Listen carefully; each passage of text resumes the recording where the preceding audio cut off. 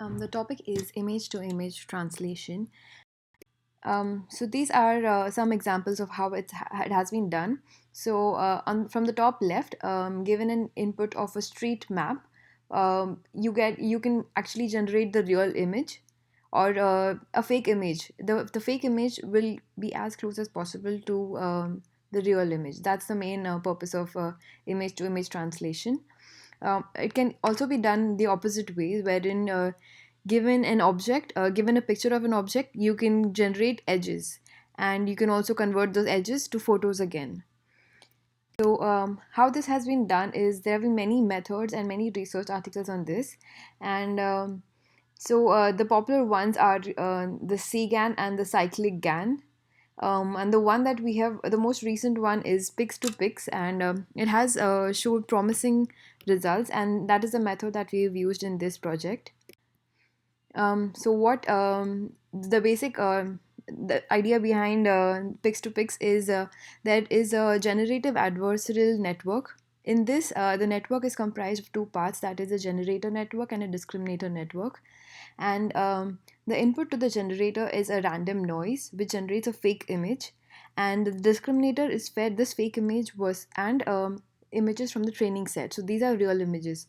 So the task of the discriminator is to identify if the image is a fake image or a real image. So what happens is that both these networks learn in adversary to each other, that is they compete. So the generator tries to generate images that are almost real like, and the discriminator improves itself so that it can accurately identify fake images. So um, so in Pix to Pix, we use a modified version of this that is called as a conditional GAN framework.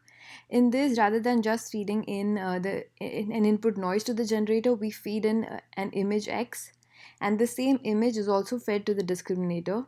So once a fake image is generated, the input X is also fed in to the discriminator to identify if it's fake or real image. So this is called as the conditioning image, and that's why the conditional GAN framework. So the loss function that there are two loss functions that we try to optimize. The first one is called as a GAN loss, and the next one is the L1 loss function. We have a combination of this, and that's called as a combined loss function. The discriminator tries to maximize this loss function while the generator tries to minimize it.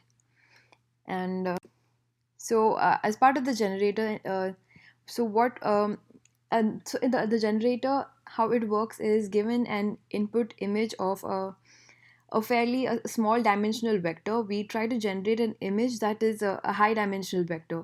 So like if it's edges to picture, the edge could probably be a vector of 100, and the output image could be a vector of around 500 pixels or something. So for this, the network that is used is called as an encoder decoder, is similar to an encoder decoder, but there is a modification wherein we have skip connections like in the ResNet. So what it does is it takes the input image and it converts it into a bottleneck image that is called as like the backbone of your input vector, and from there it uses deconvolutional operation to generate the final higher dimensional image.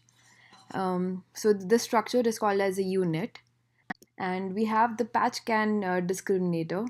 So in this, since we have since since we're generating fake images, it is better if we use a patch discriminator. That is, the discriminator does not look at each pixel to see if the image is fake or real, but rather it looks at patches of the image. And so what this does is it encourages the output image to be of a high frequency, that is a sharp image, and it also is faster and has lesser parameters. So in the image that is shown, you can see uh, what are the results if you have patches of size 1 cross 1, 16 cross 16, 70 cross 70, or 286 cross 286. We can see that a smaller patch does not necessarily mean that the output image is a good clarity or a good sharp definition. Here we can see that the 70 cross 70 patch gives you a good enough result, and that is the optimum choice. The data set that we have used for this project is the facades data set from Berkeley. So in this, what we have is we have an image that is comprised of two parts, that is the original image, and the blue image that you see is a transformed image. So in this, how these networks can be trained, or we can train the model to either generate from A to B or from B to A. A is a real image and B is a transformed image. In this project that I've done right now is we have tried to given B, we're trying to predict A. That is, given a structure, the blue structure, we are trying to generate the real image. Um, so after running the project and training the model, we have got considerable results at after 200 epoch, and these are the loss values. That is the discriminator loss, the generator GAN loss, and the generator L1 loss. So as you can see that the output is still a little blurry in some parts, and after 300 epochs we don't see much of an improvement, but there is a discriminator loss, but generator loss is slightly gone up. I believe if we train it for more longer time, we will probably be able to generate almost real images. So this is the project so far. We can extend this project with different data sets and maybe generate a web application so that we can actually uh, give an input of our choice and see what is the structure or the facade that is being generated. Thank you. That's all.